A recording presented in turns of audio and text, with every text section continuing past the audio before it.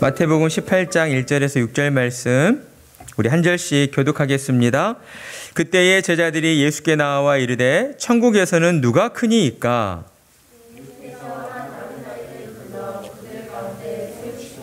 이르시되 진실로 너희에게 이르노니 너희가 돌이켜 어린아이들과 같이 되지 아니하면 결단코 천국에 들어가지 못하리라.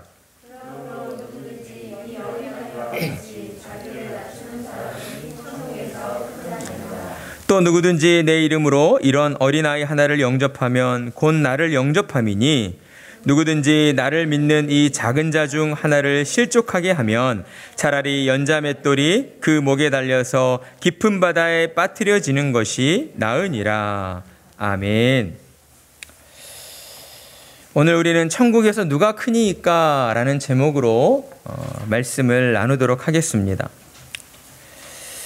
사람에게는 누구나 다른 사람에게 인정받고 싶어 하는 그러한 욕구가 있습니다. 다른 사람에게 인정받을 때 자신이 얼마나 가치 있는 사람인가를 확인할 수 있기 때문이죠. 그래서 사람들은 인정받고 싶어 하는 그러한 욕구를 자기 개발과 또는 성공을 위한 동기부여로 사용을 하기도 합니다. 그러나 과유불급이라는 말이 있듯이 지나치면 뭐든지 독이 될 수 있죠. 차라리 안 하니만 못한 것처럼 인정받고 싶은 욕구가 지나치게 되면 결국 자신의 이익만을 탐하는 개인주의와 이기주의에 빠지게 되고 그로 인해 자신뿐만 아니라 곁에 있는 사람들까지 불행하게 만드는 안 좋은 결과를 만들어내기도 한다라는 것입니다. 그래서 우리에게는 우리 안에 있는 그러한 인정 욕구를 다스릴 줄 아는 지혜가 있어야 하는 겁니다. 지혜가 있으면 우리 안의 욕구를 바르게 사용해서 좋은 결과를 얻어낼 수 있기 때문이죠. 그러나 이 지혜는 결코 세상이 줄 수 있는 지혜가 아닙니다. 세상의 지혜로는 우리 안에 있는 그 내면의 욕구를 온전히 다스릴 수가 없기 때문이죠. 따라서 우리에게 필요한 지혜는 사람을 만드시고 또한 사람에게 욕구를 허락하신 하나님의 지혜가 있어야 하는 것입니다. 하나님의 지혜만이 우리 안의 욕구를 온전히 다스리게 해주고 또한 잘못된 욕구로부터 우리를 지켜주고 보호해 줄 수 있기 때문입니다. 그래서 하나님은 솔로몬의 잠언의 말씀을 통해서 계속해서 지혜를 얻어야 한다라고 말씀하십니다. 지혜가 제일이니 지혜를 얻으라. 내가 얻은 모든 것을 가지고 명철을 얻을지니라. 지혜를 얻는 것이 은을 얻는 것보다 낫고 그 이익이 정금보다 나음이니라. 따라서 우리는 무엇보다 하나님께 나아가 하나님의 지혜를 달라고 기도해야 합니다.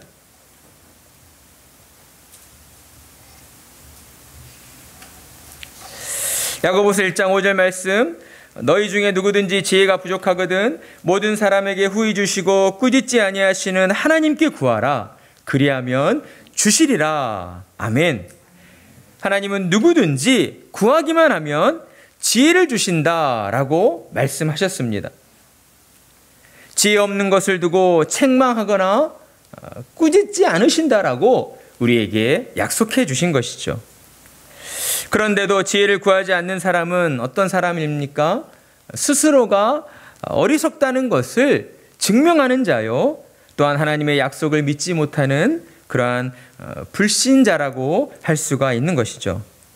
그러니 저와 여러분은 하나님께 나아가 지혜를 구해야 합니다.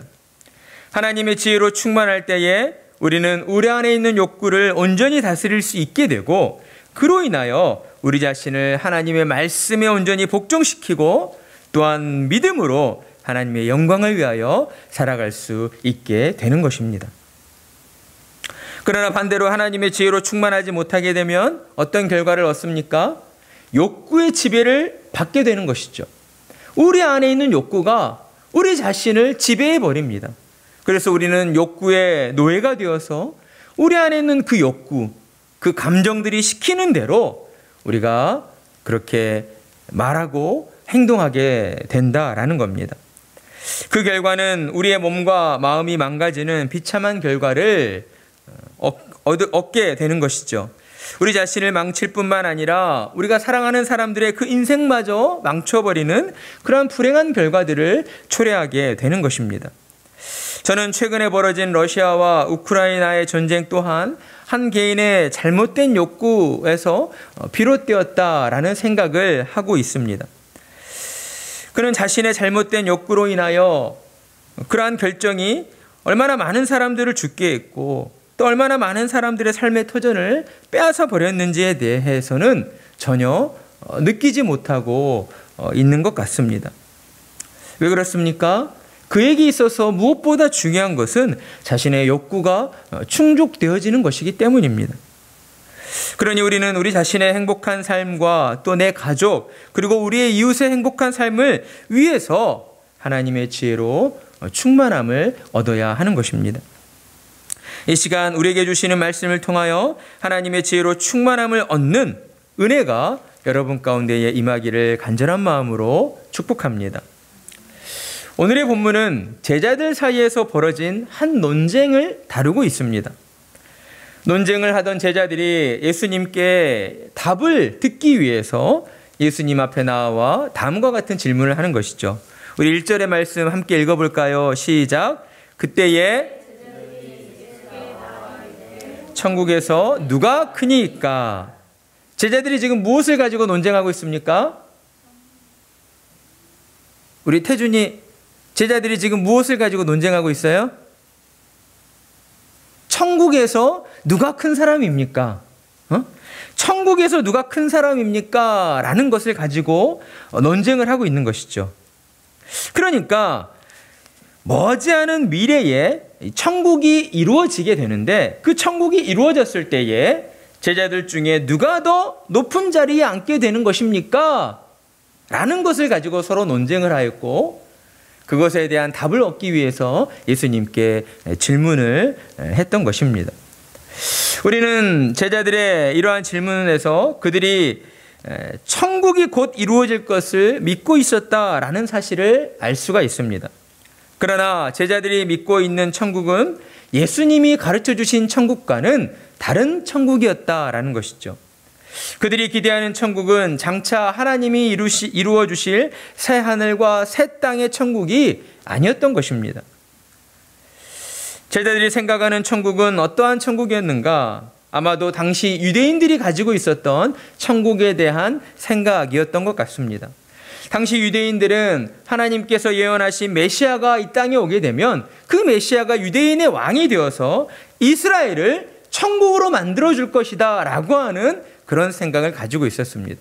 그러니까 이 세상에 지상의 천국이 이루어질 것이다 라고 하는 지상 천국론을 그들은 믿고 있었다라는 것이죠.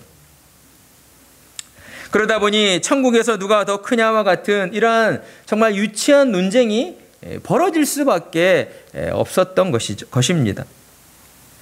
이로 볼 때에 제자들은 여전히 영적인 무지함에 갇혀 있었다라는 것을 우리는 알 수 있습니다. 제자들은 분명 예수님을 메시아로 믿고 있기는 하였지만 그들은 장차 예수님께서 어떤 일들을 감당하셔야 하는지에 대한 어떠한 생각도 가지고 있지 않았다라는 것이죠. 우리가 앞서 살펴보았듯이 예수님께서는 벌써 2번이나 제자들에게 자신이 사람들의 손에 넘겨져 고난을 받고 죽임당하고 장사된 지 3일 만에 부활하셔야 한다라는 것을 말씀을 해 주셨습니다.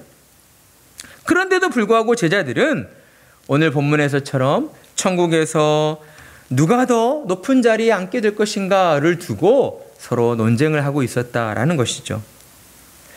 제자들이 이런 논쟁을 벌이게 된 것은 결과적으로 볼 때에 그들 안에 있는 육신의 욕망 때문이었다라고 할 수 있습니다.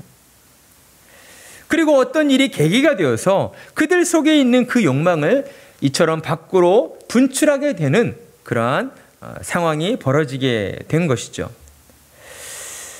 오늘 논쟁의 시작은 1절의 말씀을 볼 때에 그때에 라고 하는 시점을 우리에게 보여주고 있습니다. 그러니까 제자들의 논쟁이 가만히 있다가 갑자기 벌어진 것이 아니라 그때에 라고 하는 어떠한 상황을 기점으로 해서 벌어지게 되었다라는 것이죠. 그렇다면 그때에 벌어진 상황들은 무엇이었을까요? 크게 보아 두 가지 사건으로 우리가 살펴볼 수 있는데, 하나는 앞서 17장에서 살펴본 예수님께서 베드로와 야고보와 요한 세 제자만을 데리고 변화산에 오르셨다라는 그 사건과, 또 하나는 예수님이 제자들과 가버나움에 있는 베드로의 집에 도착했을 때 베드로의 목까지 성전세를 대신 내주시면서 이제 베드로에게 이렇게 질문을 했습니다. 세상의 임금들이 누구에게 관세와 국세를 받느냐? 자기 아들에게냐? 타인에게냐? 그러니까 곧 이 말씀은 예수님께서 세상의 임금이시고 또한 제자들이 그 임금을 보필하는 신하가 될 수 있다라고 하는 그러한 의미들이 제자들에게 전달이 되었다라는 것이죠. 이러한 상황들이 오늘 제자들의 논쟁의 원인이 되었다라고 볼 수 있습니다. 첫 번째 상황에서는 아마도 제자들 가운데에 예수님이 3명의 제자만을 데리고 변화산에 오르신 것을 두고 다소 소외감을 느꼈던 것 같습니다. 그런데 참으로 아이러니한 것은 그 소외감을 느꼈던 제자들이 남은 제자들 가운데에서도 또 서로 누가 높고 낮은가를 그렇게 줄 세우고 있었다라는 것이죠. 그리고 두 번째 상황에서 제자들은 예수님이 하신 질문에 따라서 천국이 이루어지면 예수님께서 이스라엘의 왕이 되시고 자신들은 그 왕을 모시는 신하가 될 것이라고 하는 그러한 기대감을 가지고 있었던 것 같습니다. 제자들은 이러한 상황들 속에서 장차 예수님이 세우실 천국에서 자신이 더 높은 자리에 앉고 싶다라고 하는 그러한 육신의 욕망과 또한 시기심에 사로잡혀 있었던 것입니다. 우리는 제자들의 이러한 모습을 통해서 몇 가지 교훈을 깨닫게 됩니다. 첫째는 육신을 입고 사는 우리는 영적인 깨달음에 있어 매우 둔하다라는 것입니다. 하나님의 은혜로 육신의 세상뿐만 아니라 영적인 세상이 있다는 것을 우리가 알게 되었지만 우리의 삶을 보면 어떻습니까? 여전히 우리는 영적인 것보다는 육적인 것에, 육신적인 것들에 더 많은 관심을 가지게 되고 그것들에 더 많이 또한 이끌림을 받게 된다라는 것이죠. 그렇기 때문에 우리는 힘써서 하늘의 신령한 복을 말씀하시는 하나님의 말씀을 더 많이 읽고 묵상해야 하는 것입니다. 우리 안에 영적인 깨달음이 있게 해달라고 기도하면서 성령님의 도우심을 간절히 구해야 한다라는 것이죠. 그리할 때에 우리는 더욱 영적인 사람으로 변화되어질 수 있고 이 땅을 살아가는 가운데에서도 세상의 일들에 일희일비하지 아니하고 온전히 하나님 나라를 바라보면서 천국 소망을 가지고 그렇게 힘있게 살아갈 수가 있게 되는 것입니다. 그리고 두 번째 교훈은 우리에게 신령하고 거룩한 신분과 사명이 주어졌음에도 불구하고 우리는 늘 세상에서 자신이 높아지고 잘 되기를 갈망하고 추구하기가 쉬운 존재이다라는 것입니다. 첫 번째 교훈과 이어지는 교훈이라고 할 수 있는 것이죠. 우리 안에 신령한 복을 주신 그 하나님의 은혜를 우리가 더 깊이 생각하며 감사하며 살아야 하는데 우리는 그 신령한 하늘의 복과 은혜보다는 늘 세상에서 우리가 높아지고 세상에서 우리가 잘되고 세상에서 우리가 성공하게 되는 것에 더 많은 관심을 가지고 있다라는 것입니다. 세상의 것들을 그토록 갈망하고 추구하기가 쉬운 그러한 마음들이 우리 안에 있다라는 것이죠. 그러나 우리는 이러한 교훈들을 통해서 우리의 마음이 온전히 하나님 나라의 신령한 은혜만을 추구하는 그러한 신령한 마음으로 우리가 변화되어져야 하는 것입니다. 하나님께서는 우리를 향하여 두 마음을 품은 자들은 죄인이다 라고 말씀을 하셨습니다. 그리고 두 마음을 품은 자들을 향하여서 너희의 마음을 성결하게 해야 한다 라고 말씀을 하셨습니다. 또한 예수님께서는 이와 관련하여 마태복음 6장 24절로 한 사람이 두 주인을 섬기지 못할 것이니 라고 말씀하시며 너희가 하나님과 재물을 겸하여 섬기지 못하느니라 라고 말씀을 하셨습니다. 그러니 우리는 어떠한 마음을 가지고 이 땅을 살아가야 하겠습니까? 오직 하나님 한 분만을 섬기며 살겠습니다 라는 마음을 가지고, 그런 각오를 가지고 우리는 살아가야 하는 것입니다. 그 정도의 각오도 없다면 우리는 늘 넘어지는 인생을 살 수밖에 없는 것이죠. 하나님께서 우리 안에 주신 그 신령한 복과 신령한 은혜를 온전히 누리지 못하는 참으로 어리석고 참으로 그러한 비참한 그러한 삶을 살게 되는 것입니다. 세상이 줄 수 없는 하늘의 신령한 복이 우리 안에 주어져 있는데도 우리가 그것들을 누리지 못한다면 얼마나 안타까운 일이겠습니까? 그러니 우리는 우리의 마음으로부터 하나님 앞에 결단하며 나아가야 합니다.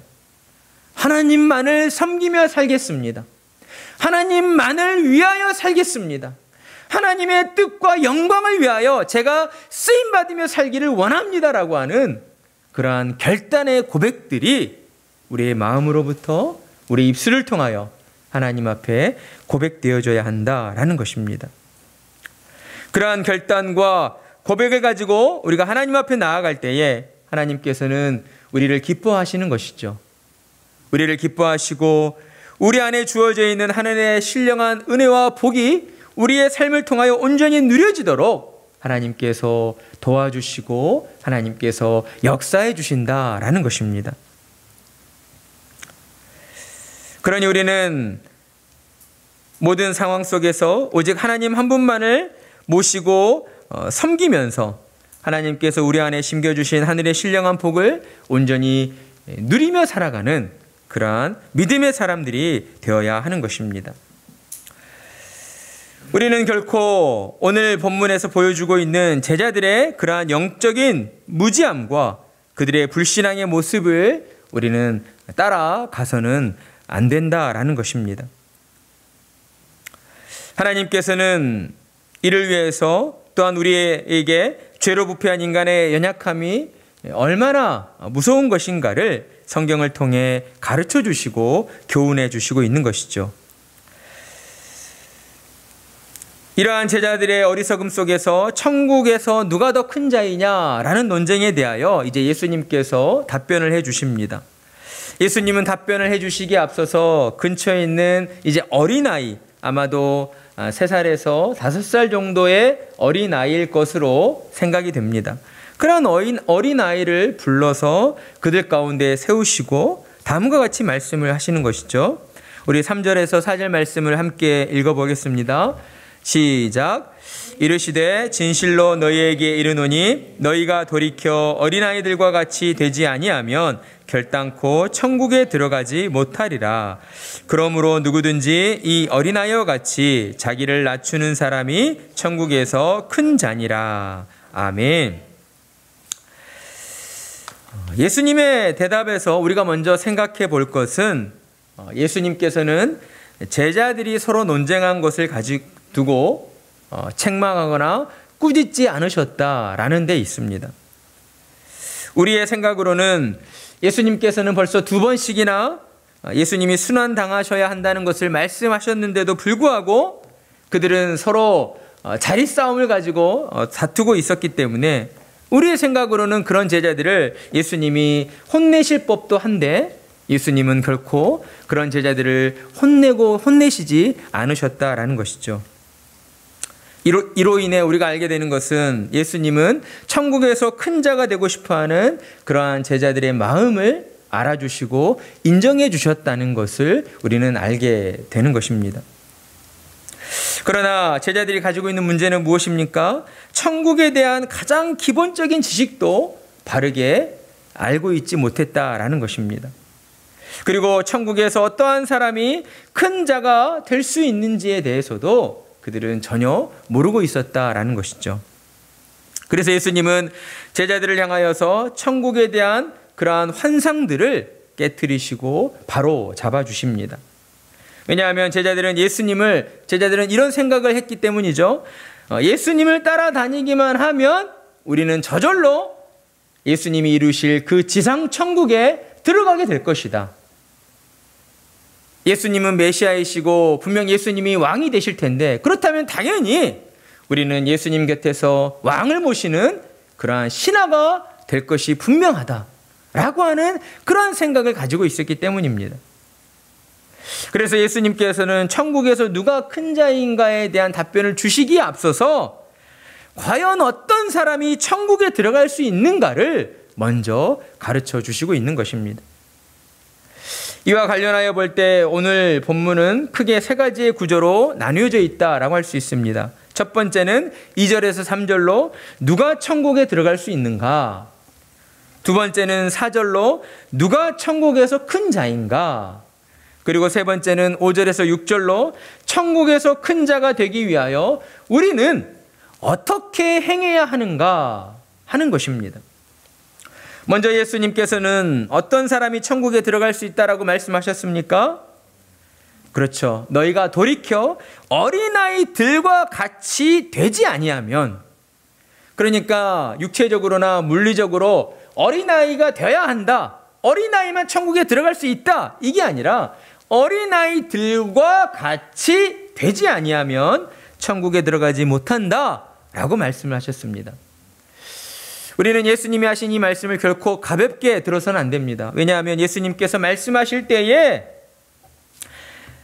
다음과 같이 말씀하셨기 때문이에요. 내가 진실로 너희에게 이르노니, 예수님께서 우리에게 어떤 말씀을 하실 때에 정말 그 말씀을 강조하고 또 그 말씀에 어떤 중요점을 두시고자 하실 때 이 진실로라고 하는 그러한 수식어를 붙이십니다. 정말 내가 진실하게 말하는데 너희는 이 말을 온전히 믿어야 한다라는 것이죠. 그리고 또한 어떠한 표현을 하셨습니까? 결단코 천국에 들어가지 못한다라고 말씀하셨다는 거예요. 어린아이들과 같이 되지 아니하면 어떤 방법으로도 천국에 들어갈 수 없다라고 예수님이 말씀하셨다는 것이죠.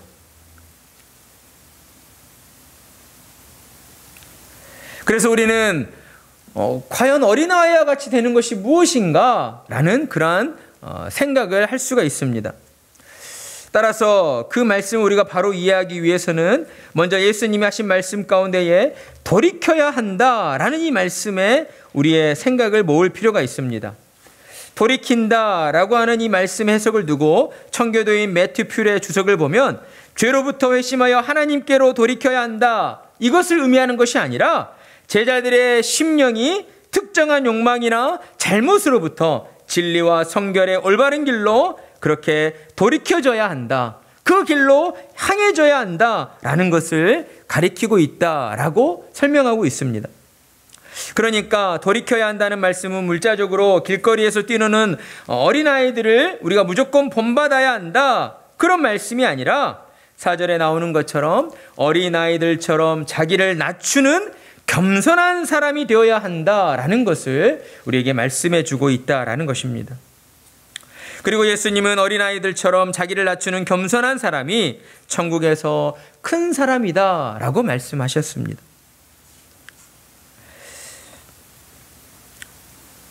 따라서 우리는 예수님이 말씀하신 어린아이처럼 자기를 낮춘다는 것이 과연 구체적으로 무엇을 의미하는가에 대하여 생각해 보아야 합니다. 보통 3살에서 5살 정도의 아이들을 어린아이라고 우리가 생각을 하는데, 여러분 이 연령대의 어린아이들을 보면 여러분 어떤 생각이 드십니까? 귀엽다? 또? 귀엽다 끝이에요? 순수하다. 그렇죠. 대표적인 대명사가 있죠. 순수하다. 또? 철이 없다. 이게 철이 없는 것과 순수한 게 어떤 면으로는 일맥상통하는 의미가 있잖아요. 철이 없기 때문에 순수할 수 있는 또 그런 연결되어지는 부분이 있는데, 철이 없고 순수하고 맑고 해맑고 이런 어떤 생각들을 우리가 떠올릴 수가 있습니다. 그러한 면으로 볼 때에 지금 제자들은 예수님 앞에서 천국에서 누가 큰 자가 될 수 있느냐 서로 자리 싸움을 하고 있었죠. 따라서 예수님이 제자들에게 아이들과 같이 되지 아니하면 이라고 말씀하셨다는 것은 어린아이들은 권력이 무엇인지 모르고 또 권력에 대한 욕심이 없다라는 것이죠. 어린아이들은 남들보다 더 높아지려 하거나 우월해지고 싶어하는 그런 마음이 없다라는 것이죠.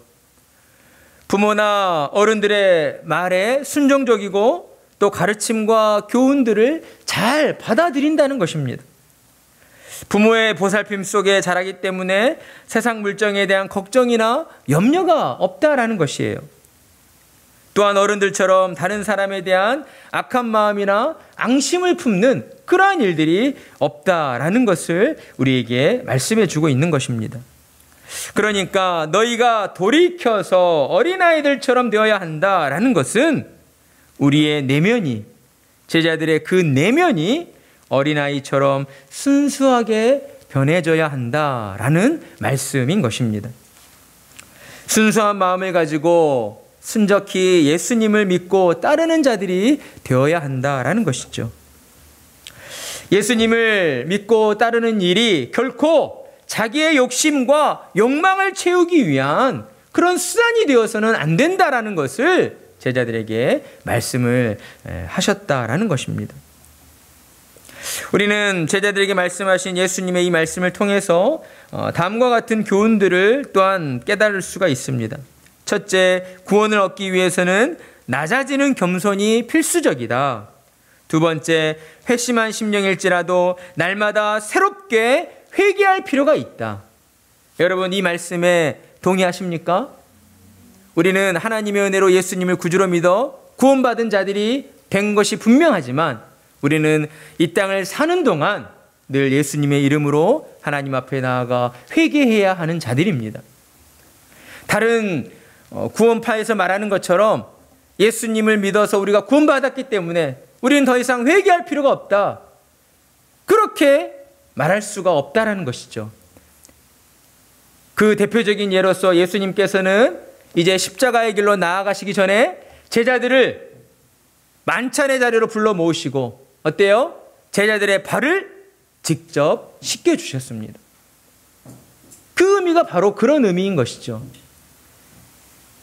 너희의 모든 죄, 구원받기 위한 모든 죄는 예수님의 십자가의 보혈로 깨끗이 씻겨졌지만 너희가 육신을 입고 부득불 이 땅을 살면서 짓게 되는 죄에 대해서는 이와 같이 예수님의 이름을 의지하여 늘 회개해야 한다라는 것을 예수님이 보여주셨다라는 겁니다.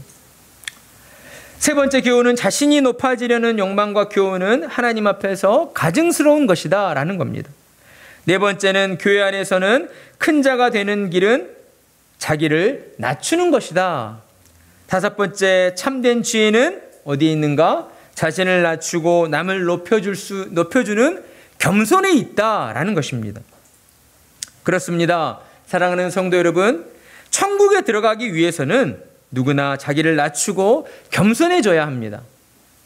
이것이 곧 예수님을 구주로 믿을 수 있는 그 마음밭, 그러니까 농부가 씨앗을 뿌렸을 때에 열매 맺는 땅이 어떤 땅이에요? 좋은 땅이잖아요.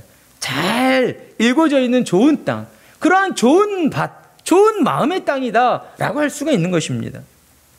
자기를 낮추는 겸손한 사람이 자기를 부정하게 되고 예수님을 구주로 믿게 되는 것이죠. 이 시간 우리의 자신을 돌아보면서 어린아이와 같은 순수함으로 우리의 내면이 변화되어지기를 간절히 간구하시는 여러분이 되시기를 소망합니다. 그리고 예수님께서는 5절에서 6절로 자기를 낮추어 겸손하게 행한다는 것이 무엇인가를 우리에게 구체적으로 말씀해 주고 있습니다.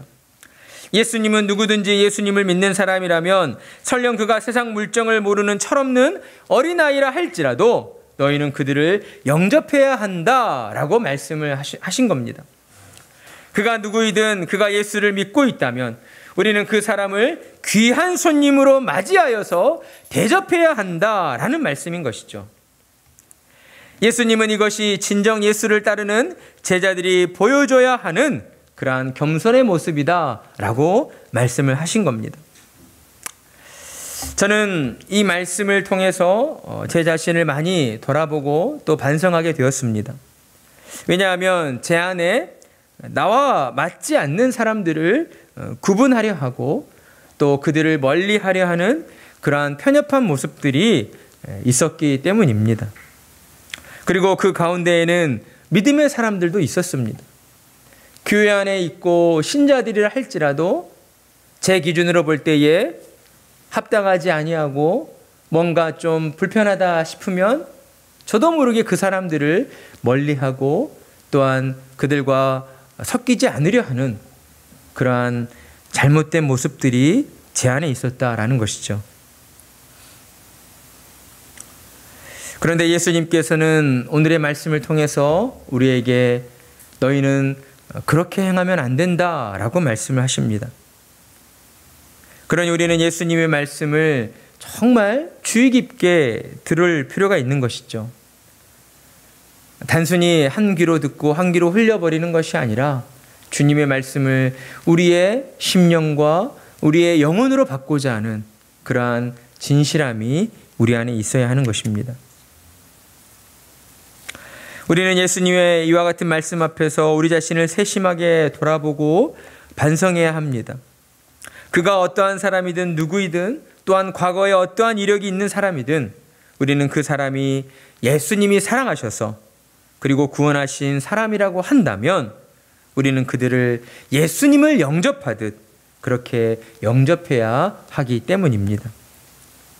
왜냐하면 그 사람 안에 예수님이 거하고 계시기 때문이다라는 것이죠. 사랑하는 성도 여러분, 여러분의 주변을 둘러보십시오. 여러분 주변에 여러분이 영접해야 할 가장 가까이에 있는 사람들은 누구입니까? 여러분이 속한 가정, 자녀들, 남편, 아내, 여러분의 부모님이다라는 것이죠. 따라서 우리가 가장 먼저 우리 자신을 낮추는 그러한 겸손한 모습으로 우리가 정말 극진히 영접해야 할 사람들은 바로 여러분의 자녀들이요, 남편이요, 아내요, 부모님이다라는 것입니다. 하나님께서 여러분을 위하여 보내주신 여러분의 가족들을 가장 먼저 극진히 영접하시는 그러한 믿음의 성도님들이 되시기를 간절한 마음으로 축복합니다. 내 부모님이고 내 자녀이기 때문에 다른 사람보다 좀 더 쉽고 편하게 말하고 그렇게 행동하는 것이 아니라 하나님이 나를 위해 보내주신 내 부모님이고 내 자녀들이기 때문에 우리는 더더욱 그 안에 계신 예수님을 바라보면서 우리의 가족들을 진심으로 사랑하며 더욱 낮고 겸손한 자세로 우리의 가족들을 나보다 더 나은 사람으로 그렇게 높여주시는 성도님들이 되어야 할 것입니다. 그렇게 할 때에 여러분의 가정과 여러분의 삶 가운데 하나님이 함께 하시는 천국의 기쁨으로 가득하게 되는 것입니다. 우리는 이와 같은 예수님의 가르침에서 예수님께서 정말 한 영혼을 얼마나 사랑하고 계시는가를 우리는 깊이 깨달아야 하는 것이죠. 예수님은 우리를 위하여 어떤 일들을 감당하셨습니까? 한 영혼을 구원하시기 위하여 자신의 전부를 내어주시며 희생하시는 그러한 일들을 감당하셨습니다. 자신이 가지고 계신 만왕의 왕이라고 하는 권세와 능력과 영광 그 모든 것들을 포기하신 겁니다. 오직 한 영혼을 사랑하셔서 그 영혼을 구원하시기 위하여 예수님은 십자가의 죽음을 향해 스스로 나아가신 것입니다. 그래서 예수님께서는 믿는 자를 실족하게 만드는 일이 얼마나 큰 죄에 해당되는가를 우리에게 말씀해 주고 계신 겁니다. 예수님은 제자들에게 지금껏 이렇게 험하게 말씀하신 적이 없었습니다. 그러나 오늘만큼은 달랐다라는 것이죠. 너희 중에 나를 믿는 이 작은 자 중 하나라도 실족하게 한다면 차라리 연자맷돌을 목에 달고 깊은 바다에 빠뜨려지는 것이 나을 것이다 라고 말씀하셨습니다. 한마디로 요약하면 차라리 죽는 것이 더 나을 것이다 라고 말씀하신 겁니다. 그러니 우리는 이처럼 강하게 경고하며 말씀하신 예수님의 말씀에 집중해야 합니다.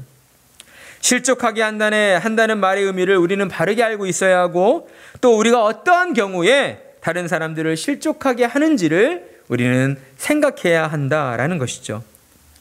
실족하게 한다는 말의 의미는 어떤 사람 앞에 걸림돌을 놓는다라는 의미입니다.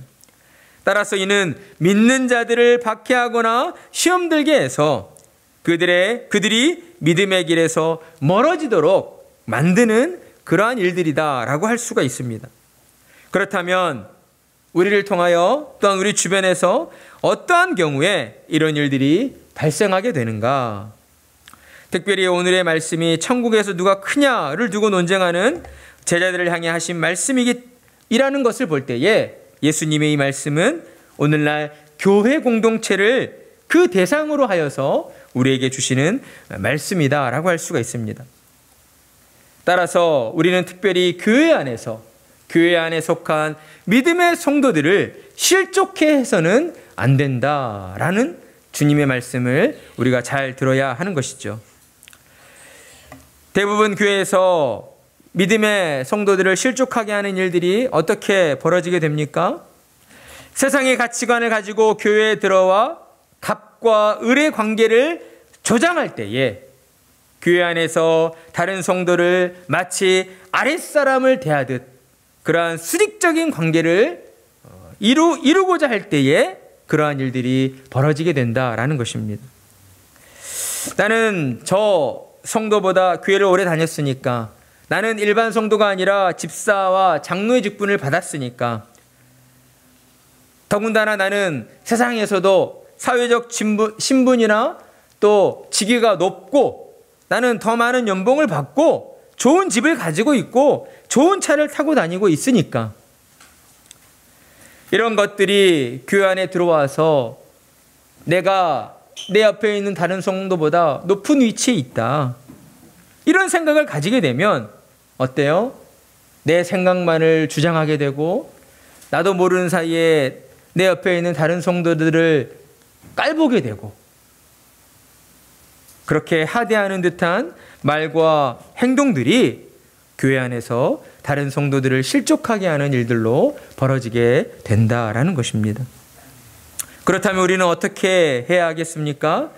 예수님의 말씀에 순종하여서 모든 사람들에게, 특별히 여러분이 섬기고 있는 교회 안에서, 그리고 여러분이 속한 가정 안에서 여러분 자신을 먼저 낮추고 겸손하게 그렇게 말하고 행동하는 그러한 성도들이 되어야 한다라는 것입니다. 우리가 스스로를 낮추고 겸손하게 행동할 때에 또한 이 세상은 우리를 통하여 하나님의 은혜와 또한 하나님의 지혜를 경험하게 되는 것입니다. 그러나 우리가 스스로 자신을 낮추고 겸손하게 행한다라고 하는 이 일은 우리의 죄된 본성을 거스르는 일들이기 때문에 결코 쉽게 이루어지지 않는다라는 것이죠. 따라서 우리는 우리의 왕 되신 예수님, 겸손의 왕으로 이 땅에 오신 예수님을 우리가 더욱 믿음의 눈으로 온전히 바라보아야 하는 것입니다. 우리의 생각과 우리의 마음 가운데에 예수님의 가르침이 가득 차도록 우리가 더욱 주님의 말씀 앞에 나와야 하고, 말씀을 읽고 묵상해야 하고, 하나님의 말씀을 의지하여 기도하는 자리로 우리가 더욱 힘써서 나아가야 한다라는 것입니다. 그래야 할 때에 우리 안에서 예수님의 향기가 피어나게 될 것입니다. 우리의 죄된 본성을 거스르고 스스로 우리 자신을 낮추고 겸손히 행하는 그러한 기적 같은 일들이 저와 여러분을 통하여서 일어나게 되는 것입니다. 그래야 할 때에 우리가 살아가는 이 세상은 우리로 말미암아 하나님과 함께하는 은혜를 누리게 될 것이고, 우리를 통하여 하나님의 영광을 보게 되는 것입니다. 여러분 스스로를 낮추고 겸손히 행하심으로써 하나님의 지혜가 온 세상 가운데에 온전히 드러나지게 되는 그러한 은혜를 누리시는 성도님들이 되시기를 간절한 마음으로 축복합니다.